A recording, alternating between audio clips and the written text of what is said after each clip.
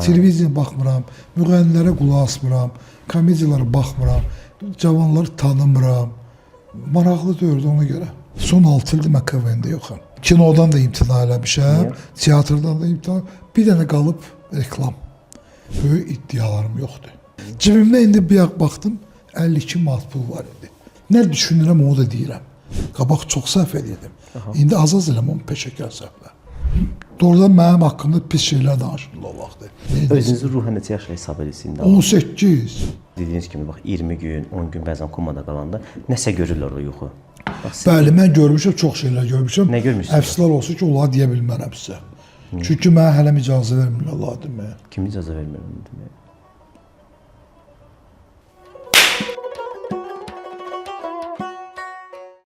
Bəhram müəllim, xoş gördük, xoş gəlmisiniz. Bəhram müəllim, əvvəllər komediyalar daha səviyyəli görünürdü. İndi elə bil ki, hamı komediyaçı olub, hamı videolar çəkir. Bunun səbəbi nədir belə? O klasik zarafatlar vardı deyirsən, yumor. KVN. Tək KVN yox, kino. O vaxtda qalmışam. Mən 7 ildir televizora baxmıram, inansınız. Bəs sosial şəbəkələrə qabağda çıxmır? Qabağıma çıxır, baxmıram. Televiziyaya baxmıram, müğənnilərə qulaq asmıram, komediyalara baxmıram, cavanları tanımıram. Maraqlı deyirdi ona görə. Ümumiyyətlə, düşünürsünüz sosial şəbəkələr bu istedadları öldürdü? Öldürdü. Hə, istedadlı şəxslər qaldı. Öldürənləri öldürdü, kim ölməli də öldü. Sözün yaxşı mənasında. Digərləri isə əksinə. İndi mən bilirəm də sual nəyə gətirirsiniz? Lazımdır o, yoxsa yox? Lazımdır. Yəni mən özüm də orada şəbəkədəyəm. Söhbət niyyətdən gedirdi. Hansı niyyətlə sən ora daxil olsan. Bir nəfərdim, siz TikTok'da, ay, nə danırsan? Nə TikTok? Mən TikTok'da varam. Əgər hansı ölkələrin istəyir premier ministrlər, istəyir nazirləri varsa, mən niyə olmamalıyam? Söhbət yanaşmadan gedir. Hansı kontenti sən verirsən ora və hansı kontentə baxsan. Şəxsən elə ağıllı adamlar, müdrik insanlar var ki, TikTok'da mən onlara baxıram. Dediyiniz o həmən komedi, həmən zarafatda lazımsız, məni başqa yerə yönəldir, mən baxmıram. Görmürsünüz. Heydər Cəmala mən qulaq asıram. Dini, ağıllı, müdrik insanlara verilişlərə baxıram, həkimlərə baxıram, yogaya baxıram. Mənə maraqlı olan şeylərə. Onda deyə bilərik ki, onlar diqqət cəlb eləmir də. Yəni siz bir peşəkar olaraq... Mən maraqlı deyir, Nazım bəy. İnanın, mənə maraqlı deyir. Amma o demək deyil ki, TikTok olmamalıdır. O demək deyil ki, Instagram, Facebook olmamalıdır. İndi sizə görə məşhur olmaq asandır, yoxsa məşhur kimi qalmaq? Bu həyatda heç nə asan yoxdur. Hamısı çətindir, mürəkkəbdir. Çünki məşhur olmaq üçün illərlə işləməlisən üzərində ki, məşhur olasan. Məşhur olandan sonra da o çətindir saxlamaq, çünki onun da arxasında iş durur. Yəni ki, sən o səviyyəni saxlamalısan. Əgər saxlaya bilmirsənsə, o günü çıxıb getməlisən meydandan. Orada olmamalısan. Müslüm Ağamayev 30 il bundan qabaq bir sənədli filmdə dedi ki, müğənni, ümumiyyətlə sənət adamı, səhnədən bir il tez getməlidir. Nəyə ki, 5 dəqiqə geç. Çünki o 5 dəqiqə ərzində sən elə səhv bıraxa bilərsən ki, 30-40 illik sənin arxada olan sənətin üçün ola bilər. Mən onu hiss elədim. Düz 6 il bundan qabaq ki, mən artıq KVN-dən getməliyəm. Və getdim. Son 6 ildir mən KVN-də yoxam. Kinodan da imtina eləmişəm, teatrdan da imtina. Bir dənə qalıb reklam. Söhbət reklamlarına düşmüş, amma bəziləri güzarlıq edir ki, Azərbaycan reklam bazarında qonorar çox aşağıdır. Bilirsiniz, Nazım, mənim həyatda böyük iddialarım yoxdur. Böyük iddia. Mən ən bahalı maşın sürmək istəmirəm. Ən bahalı libas giymək istəmirəm. Ən bahalı telefon gəzdirmək istəmirəm. Bu telefondur. Düz 7 ildir məndədir. 12. Cəmaat 18-ə hazırlaşalma. Mən istifadə edirəm. Sual niyə? İşləyir, keyfiyyəti itirmir. Mən sosialistəm. Ona görə həmən o qayıdırıq məsələyə qiymətdə aşağı. Mənə uyğun olan qiymət var və o məni qane eləyir. Əgər mən istəsəydim, bəli, 200 minlik avtomobil sürüm, yarım milyonluq mənim bağım olsun və yaxud biznes klassda olsun, onda mən qiymətləri qaldıra bilərdim. Amma mənim maraqlı deyil. Rus dilində da deyirlər, prajitичный minimum. O minimum var ha, nə vazisi, onu alırsan və o sənə çatırsa, deməli, sən varlı adamsan. Богатый человек не тот, у которого много денег, а богат тот человек, у которого есть деньги, который хватает на все. Yəni, dövlətli varlı insan, o insan deyil ki, hansı çoxlu parası var, pulu var. Parası, pulu var və hər şey çatır. Cibimdə indi bir baxdım, 52 manat pul var idi çıxanda. O 52 manat, üzr istəyəm, indi xırdalıqlara gedirəm, cavanlara yəni istəyirəm mesaj göndərim. Əgər o 52 manat mənə çatırsa, mən neyimə lazım, mən cibimdə 5000 gəzdirim. Əgər haradasa gedib bir dənə yüngül nəsə yiyəcəm və yaxud benzin alacağım və yaxud evə çörək alacağımsa, demək o gün mən xoşbaxtam da. Mən də özümü öldürüm, düşündüm ki, mənim Lazurni Berik deyilən bir yer var, Kan, Fransada, orada mənim gəmilərim, yaxtalar var. Mən onun arenda pulunu vermələm. İldə 2 milyon, mənim neyimə lazım o? Ona görə məni bu həyatda hər şey qanun eləyir. Bəhrəm müəllim, bax belə deyirsiniz, amma bir Azərbaycanda belə bir yazılmamış qanun var da. Ən çox bunu deyərdim ki, biz dədələrimizdən, babalarımızdan görmüşük. O arxa pul deyirlər də. Bax deyirsiniz, cibimdə 52 manat var. Həmişə görmüşük arxada pulun olsun da. Kişinin deyirlər həmişə arxada bir müəyyən qədər pul olsun ki, darma gündə istifadə eləsin. Bəs o fikirlə razısınız ümumiyyətlə? O ilə razıyam. Normal insanın, düşünən insanın, üzr istəm ifadə, qeyrətli, namuslu müsəlmanın və ən birinci növbədə də məsuliyyət daşıyan bir şəxs, kişi xeyla. Sən tək özünə məsuliyyət daşımırsan axı. Xanımın üçün də, övladların üçün də Allah can sağlığı versin. Valideynlərin üçün yoxsa Allah rəhmət etsin. Hətta valideynlərin olmaya sən onlara görə məsuliyyət daşısan. Çünki əgər sən inanırsan ki, onlar səni görürlər, deməli sən elə ailəvi qurmalısan, öz xanıma xanım kimi baxmalısan, padşah kimi baxmalısan, övlad. Onda səndə əlbəttə ki, o para olmalıdır. Onsuz mümkündür. Çətindir, bilirəm. Ne çoxlar deyəcək ki, bəs biz eləyə bilmirik. O mənim problemim deyil, o digər insanların problemidir. Onu edə bilmirlərsə. Amma əslində hər bir kişinin arxasında olmalıdır. Ki Allah eləməsə başına iş gələ bilər. Həkimxanaya getməli olmalısan. Hansı müəyyən preparatlar və yaxud dərmanlar almalısan.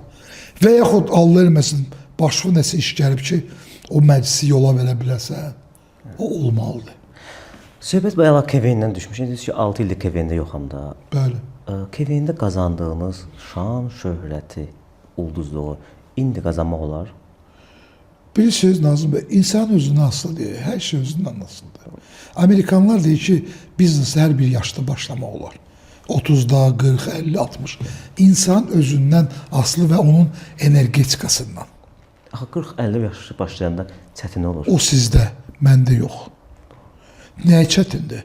Əgər sən daxili cavansansa, əgər gücün varsa, əgər Allaha inansan, Allaha təvəkkülsün, yaş ancaq rəqəmdir.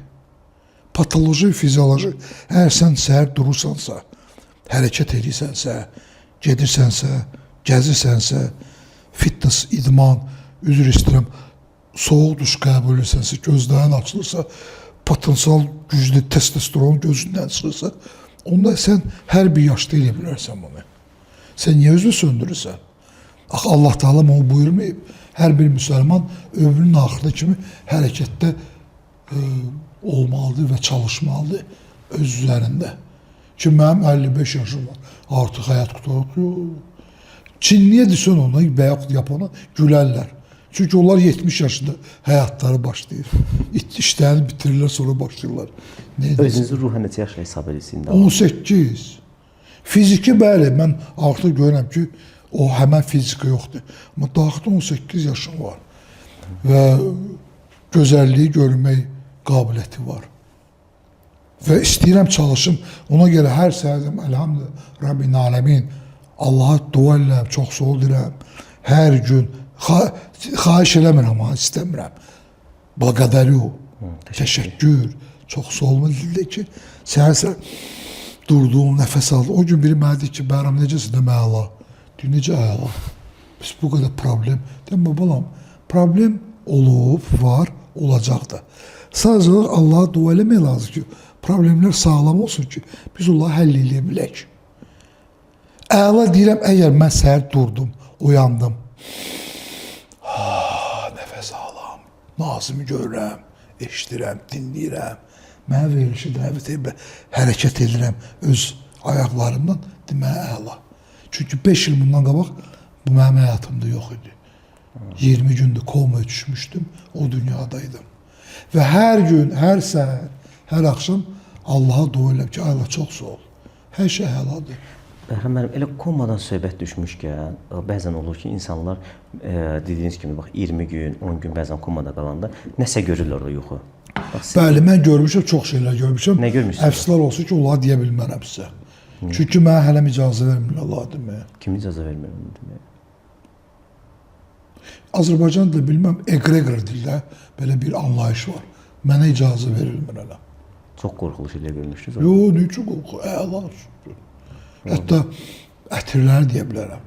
Heyva ətiri gəlirdi. Orada çox fərqli rənglərdir. O rənglər burada yoxdur. Və ətirlər başqa ətirlərdir.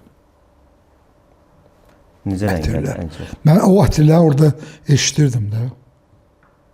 20 gün ərzində olar. Muskusdan tutmuş, düz heyva ətirinə kimi.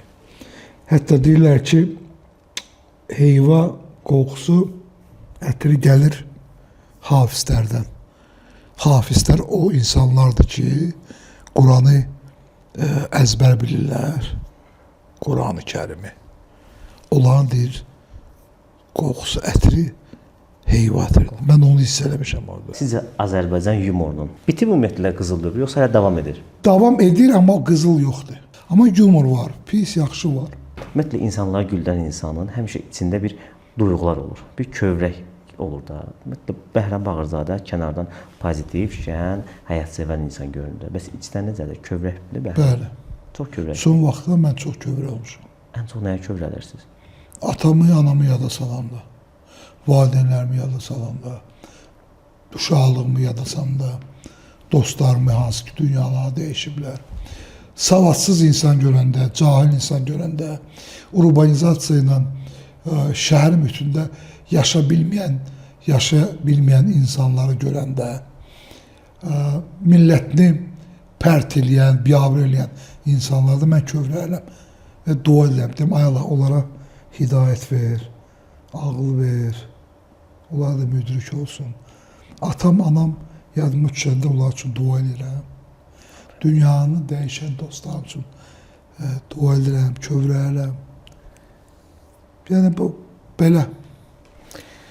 O yaşla əlaqədardır. Söhbət şəhərdən düşmüş, urbanizasiyadan düşmüşkən, belə bir 2-3 il bundan əvvəl olaraqdı desəm bu proses.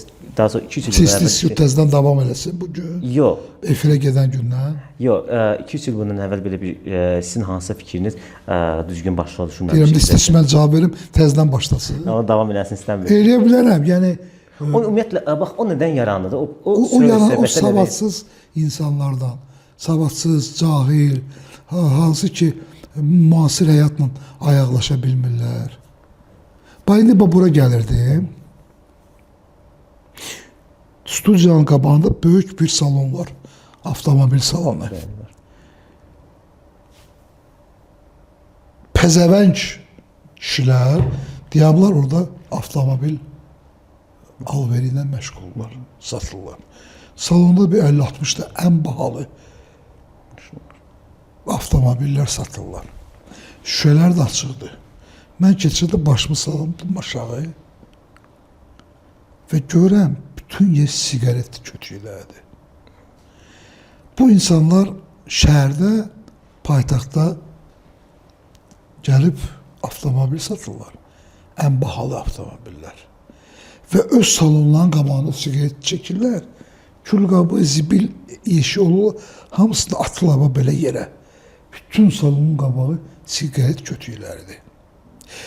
Bir tərəfdən dərk eləmirlər ki, bu günahdır. Çünki Allah Taala'nın gözəl yaratdığı məkandır, yerdir, yer kürəsidir, torpaqdır. Sən ona zibil yeşi var da, külqabı at ora. İkincisi olan başa düşmür ki,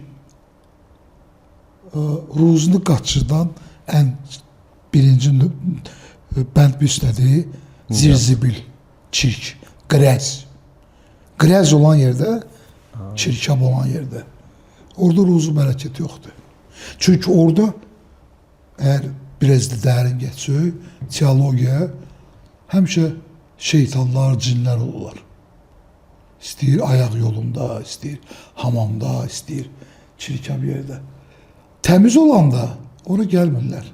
Onların mühitidir. Onu dərk eləmirlər. Tərbiyə, mədəniyyət qalsın bir rağa. Onu dərk eləmirlər. Qabaq əsəbləşirdim, qabaq deyinirdim, efir vasitəsi deyirdim, məsləhət gördüm, tövsiyə edirdim. İndi dedim, yox artıq. Demək istəmirəm. İnsan abırdı güdməlidir, abır həyasını. Mən onlardanam. Dedim, nə istəyirsə eləyin. Harada yiyirsiniz, orada da işinizi görün.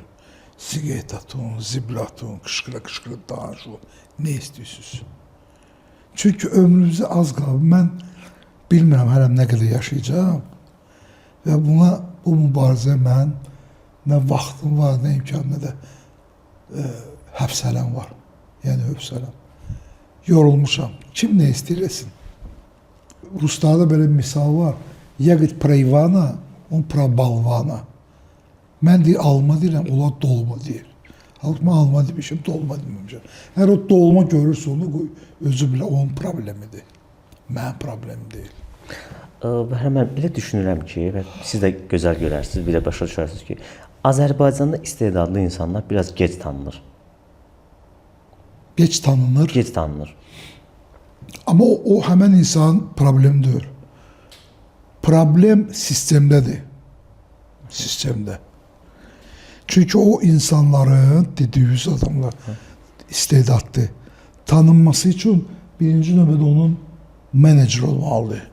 Prodüser olmalıdır. O özünü qabardıb qabağa vermək ki, baxın mənəm.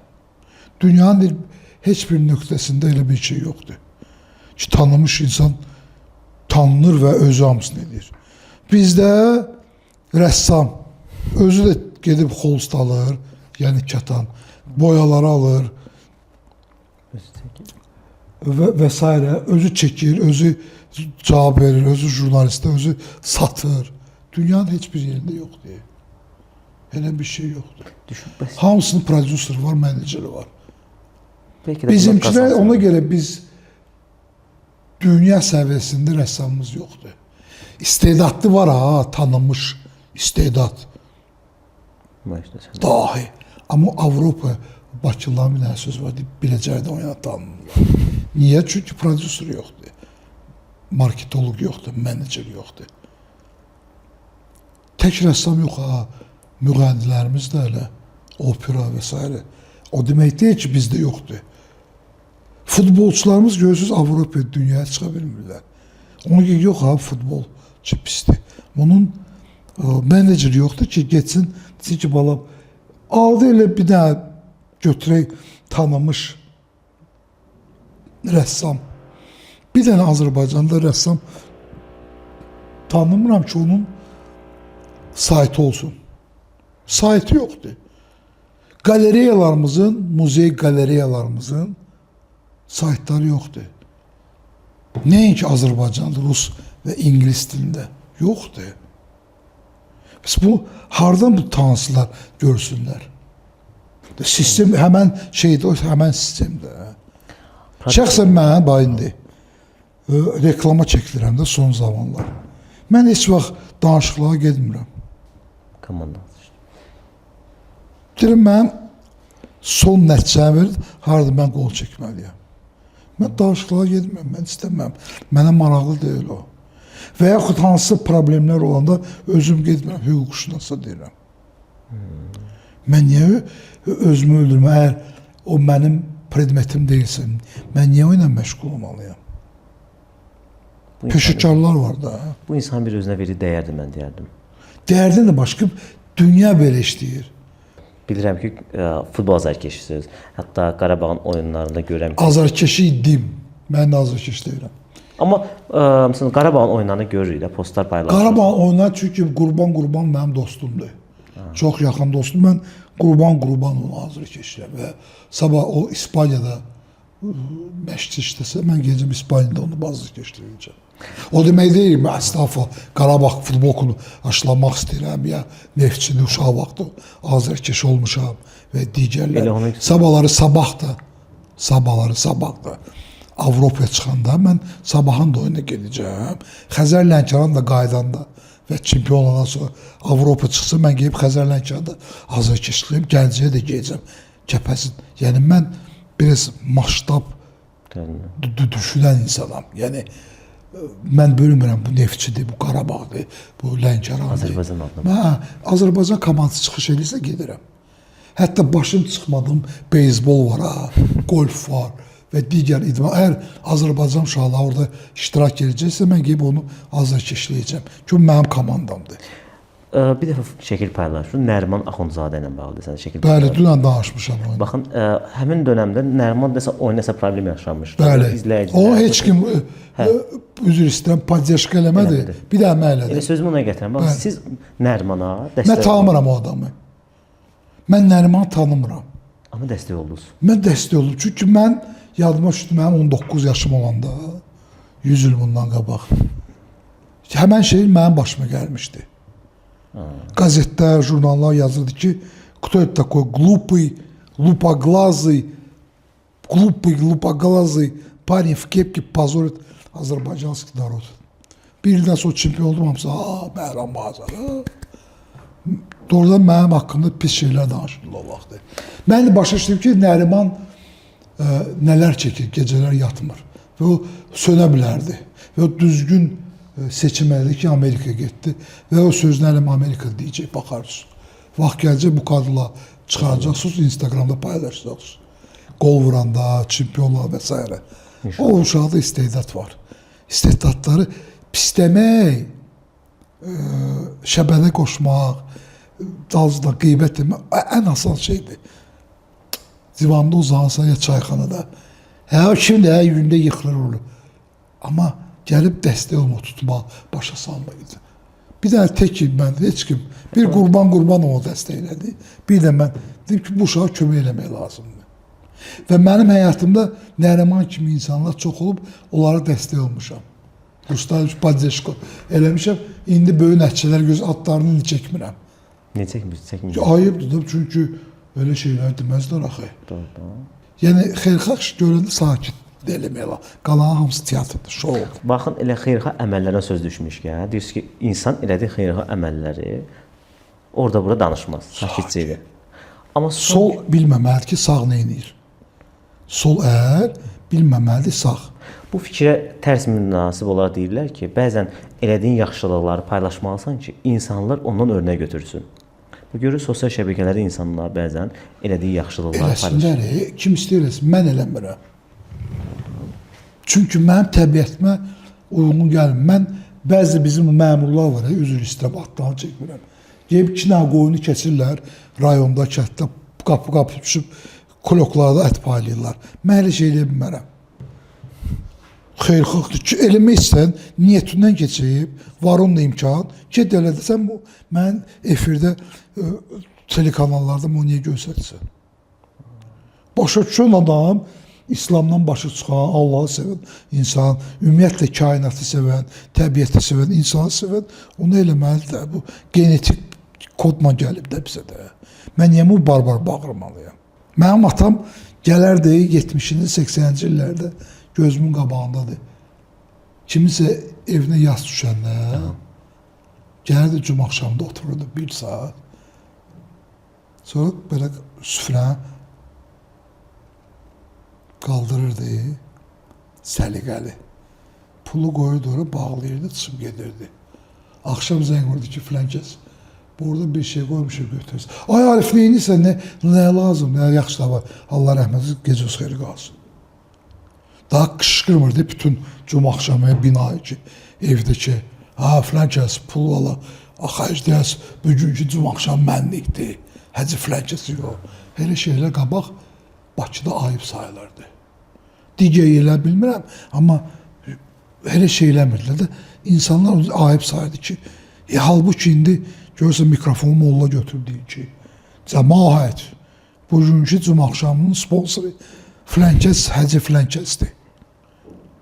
Biz belə şey görməmişik. Biz hamısını görəndə səliqəli gördük. Heç kimdə xəbər olmurdu. Sağ eləndə sol bilmirdi. Bir daş altı, bir daş üstə. Bəhram müəllim, elə dediniz ki, bax 19 yaşlarım olanda mənim haqqımda çox şey yazılırdı, deyilirdi. 20 yaşında hamı sizə alqışladı, dəstəklədi. Bu 19 yaşından bu yana haqqınızda deyəlim ki, 100-dən çox fikirlər yazılıb, pozulub. Bəs yazılanların içərisində sizi narahat edən, sizi düzgün anlamayan hansı fikir olub ki, həmin fikir izləyicilərlə səhv anlaşılıb?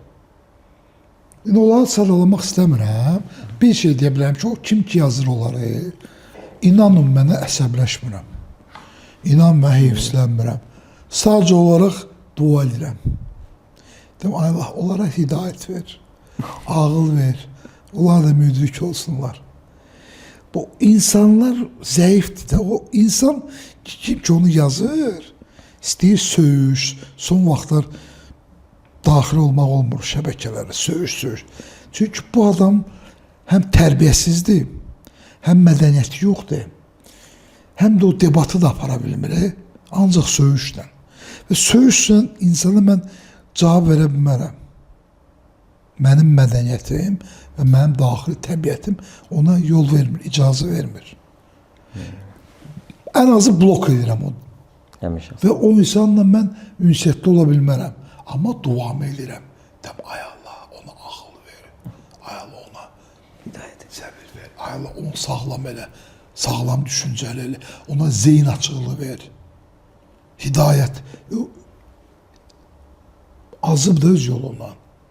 Normal düşünən insan, tərbiyəli, mədəni insan, onu direktə yazır ki, mən bunu belə görürəm.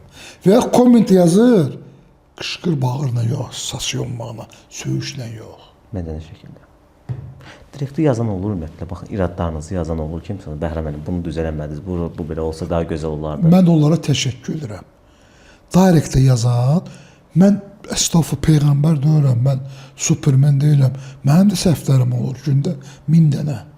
Amma o səhvi mənə savadlı adam deyəndə, qramatli, deyir ki, Bəhram, bunu belə yox, belə ağsaqqal və yox, ağ bilçək, deyirəm, ay Allah, çox sağ ol, öpərəm o əllərindən, istəyir kişi olsun, istəyir qadın. Ki, o səhvi gördü, oğul balada, yəni məndə, bu direktə yazır ki, Bəhram, məsləhətdir, tövsiyədir, özüm belə, mən dedim, mən də düşünən insanım axı, mən həyatı 3D-də görən adamam, 3D-də görən adamam. 3D-də görən adam operativ spol laboratordan cavab yazan birisi təşəkkür edirəm və çalışım o səhvini düzəldim. Çünki Churchill deyirdi ki, əgər sən məqsədi görsənsə, ali məqsəd və ona gedirsənsə, istər-istər bir səhvdən o səhvi geysən.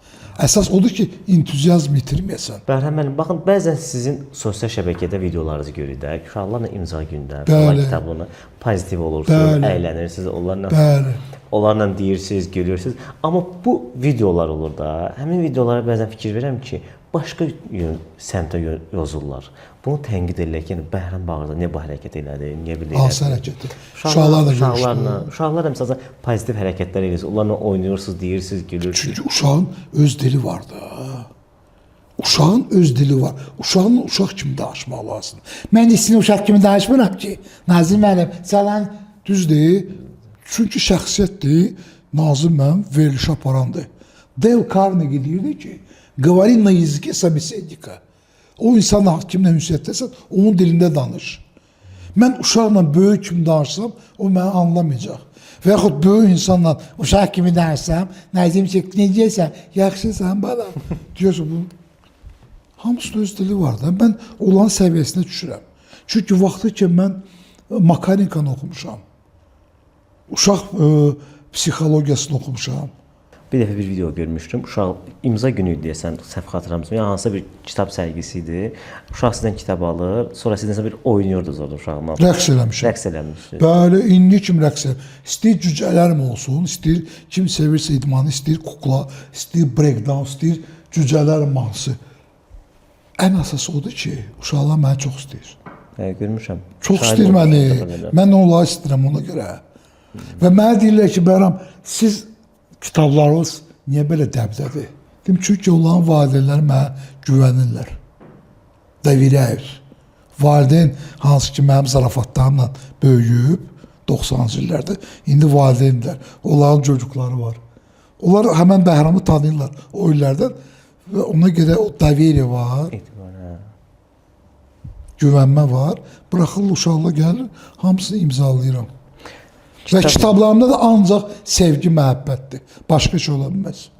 Anıya, atıya, dövlətə, millətə, məmləkətə, ana vətənə. Mən onlara fizika, matematikanı dərs demirəm. Çünki mən fizik deyiləm, matematik, mən müəllim deyiləm. Mən onlara düstur, onu qoy məktəb məşğul olsun. Uşaqların kitablara olan marağı nə dərəcədədir? Bu dəqiqə baxın, sosial şəbəkələr də var da. İndi əvvəllər uşaqlara telefonu verirdilər 10-cu, 11-ci sinifdə. İndi məktəbə gedən, bağçaya gedən uşağın əlində bu dəqiqə telefon var, bahalı iPad-lər var. Oradan cizgi filmlərə baxırlar da. Bu olan rəqabətdə bir kitab da var. Baxın, bu qədər müasir dövrdə telefon, sosial şəbəkələr və kitab. Rəqabətdə kim qalib gəlir? Oxuyan, mütaliə eləyən. Vacibdir harda oxuyacaq. Var imkanı planşetdən oxuyur, var telefonla oxuyur, var kitabla. Əsas odur ki, oxusun, mütaliə etsin, beyin işlətsin, kreativ olsun. Oxusun. Vacibdir o. Amma heç vaxt kitab ölməyəcək, onu 100% bilirəm. Televizyaya gələndə dedilər ki, teatr öləcək, kino gələndə televiziya öləcək və s. Bəhram, siz... Amma ölmədi, kitab da ölməyəcək. Hansı forması dəyişə bilər ha? Savad, bilik, Ruslar demişkən, nikto ne atmayal. Bu olacaq. Və indiki gənclər onu başa düşdü. Ki, zənglə, neynənsə, tapşırıqla artıq o dövr getdi. Sistem dəyişir. Güclü stomatologsan, gəl bura, işlə kabinetimdə. Mühəndissən, gəl bura. Asfalt quransa sən deyən, sən asfaltı yaxşı qoysan, mühəndisən gəl bura. Amma oğlu nətərsə başlayır, əgər bizdə işte elə şey yoxdur. Qardaş, gəl elə şey getdi. İndi ancaq savadlı insanlar iş tapacaqlar. Savadsız insanlar söyləyəcəklər, qula, üzr istəyirəm, mən onu deməliyəm. Deməsəm mən cinayətkar ola bilərəm. Qoy getsinlər, oxusunlar. Vacib də öyle akademik olsun, profesör olsun, alim. Bərbər də olanda sən peşəkar bərbər olmalısın. Ki, gəlməlidir, klient oturmalıdır. Mən bərbər tanıyıram Bakı şəhərində. Aya 15.000 manat pul qazanır. Bir dənə bərbər tanıyırım 405 güc balayla. Bərbərdir, ikisində də eyni instrument, alət. Qayçı, alət. Daraqdır da. İkisi də eynidir. Bu ayda 500 qazanır, bu isə 15.000 qazanır. Sual niyə? Çünki o yiyələnib, o gedib dərinliyinə. O insan antropologiyasından danışır, onun başının formasına baxır, onun bədən qurulusu, anatomiyası ki, mən Nazımı bu saç düzümü eləyə bilərəm, yoxsa yox. Gəlir kataloqaçı, Nazım mən, bir dənə baxın, o dediyiniz preçoska deyək də, saç sizə yaraşmaz. Sizə bu yaraşa bilər və bu. Çünki burada sizdə çerip var və göz hamısını bilir. 400-500 manat əgər getdi. Ona görə ona 5 manat, 10 manat verirlər, buna isə 50 manat verirlər. Həm o öz işindən həzz alır. həm də klienti, müştəri çıxanda orada. Həmən şeyi mən eləyirdim də KVN-də. Mən düşünürdüm ki, 7 gün mənim konsertimə insan gəlir. 14 min insan, 14 min tamaşaçı, ən bahalı biletlər o vaxtlar 300 dollar idi. 300 manat. Eyni idi, manatla dollar. Bu gəlib haradasa qırtıb, pensiyasını yığıb, daxildə pul yığıb, gəlib Bəhram, tək Bəhram yox, KVN Paris Bakun komandasının tamaşasında ildə bir dəfə olurdu. Mən özümü sıxışdırmırdım ki, Nazim, Məmməd ağa, Əhməd ağa, Vacib Dörkim gəlib mənə axırıncı pulunu verib, gəlib mənim konsertimə, mənim. Allahın bəndəsi. Mən Michael Jackson deyirəm, George Michael deyirəm. Adi KVN şeyimdə orta səviyyəli. Amma mən nə inirdim? Mən canımı qoyurdum orada. Dəfələrlə üzr istəyirəm, dəfələrlə. Tamaşa 3 saat gedirdi, mən 3 dəfə köynəyimi dəyişirdim. Su içində, su.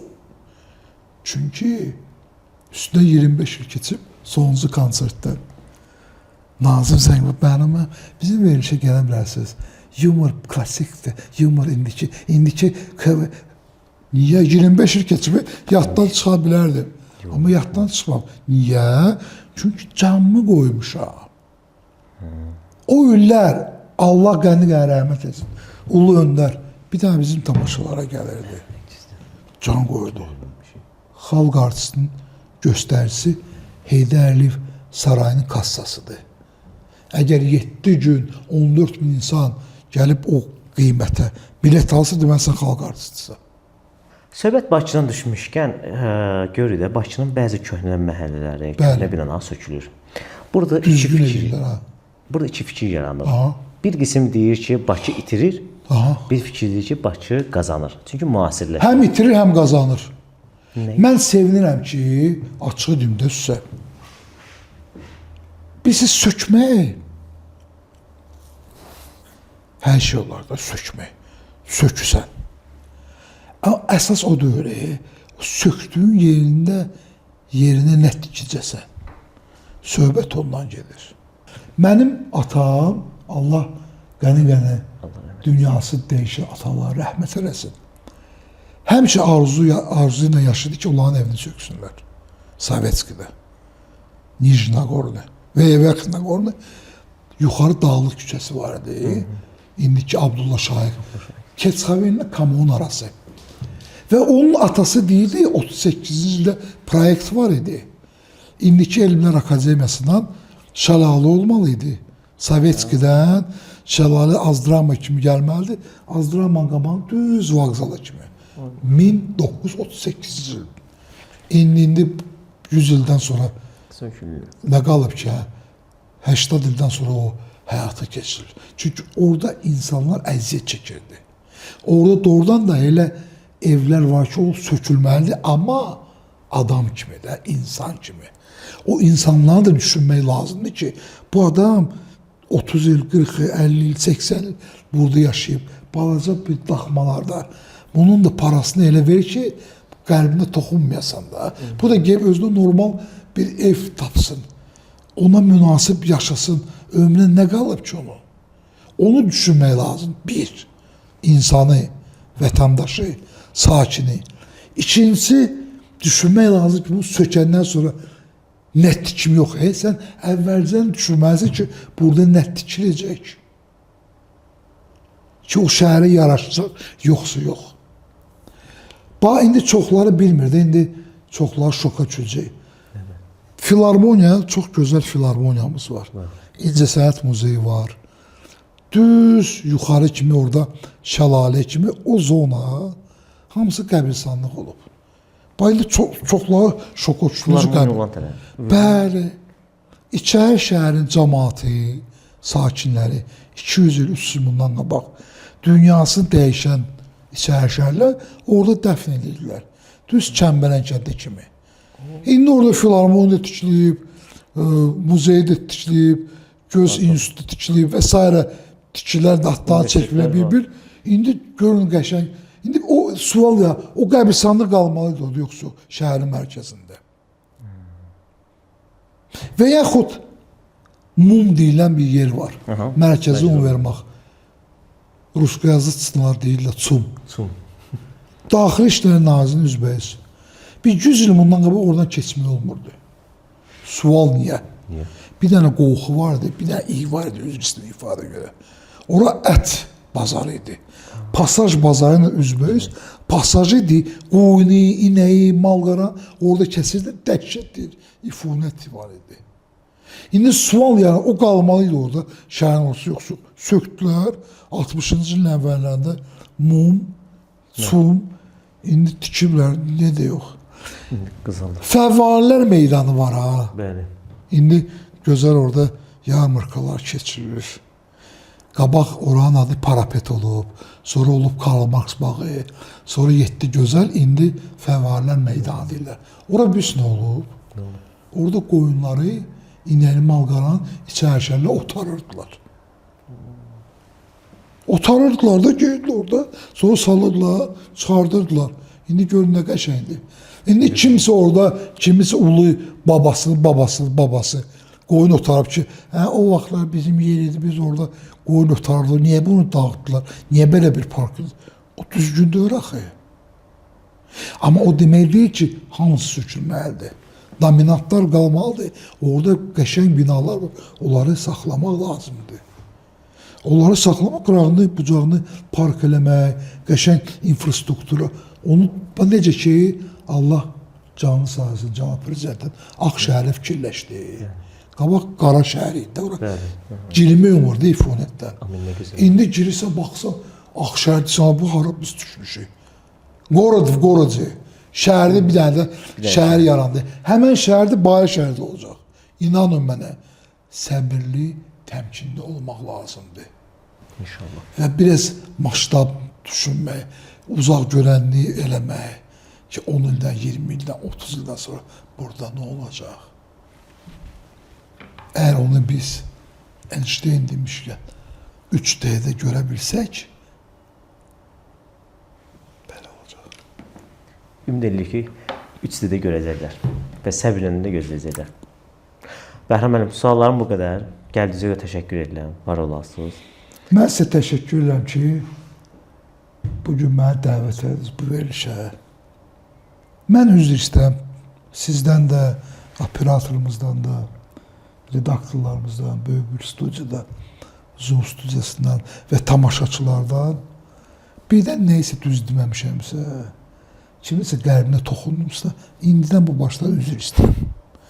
Üzr istəyirəm, amma bir şey bildirəm, 100% səmimiydim. Özümdən fikirləşmədim. Mən məmur deyiləm, mən vəzifəli şəxs deyiləm, mən balaca bir adamam. Allahın məndəsiyəm. Nə düşünürəm, onu da deyirəm. Çünki mən Nazimi sevirəm. Mən Nazim valideynləri sevirəm. Mən məhəllə uşaqlarımı sevirəm. Mən şəhərimi sevirəm. Mən məmləkətimi, mən dövlətimizi sevən adamım. Sevirəm, ona gəlib onu deyirəm. Atam rəhmətli həmişə deyirdi ki, heç vaxt qorxmayın o insandan, hansı ki, üzvə deyir. Qorxun o insanlar ki, susur danışmır, arxadan gəlib bilərsən, o belə.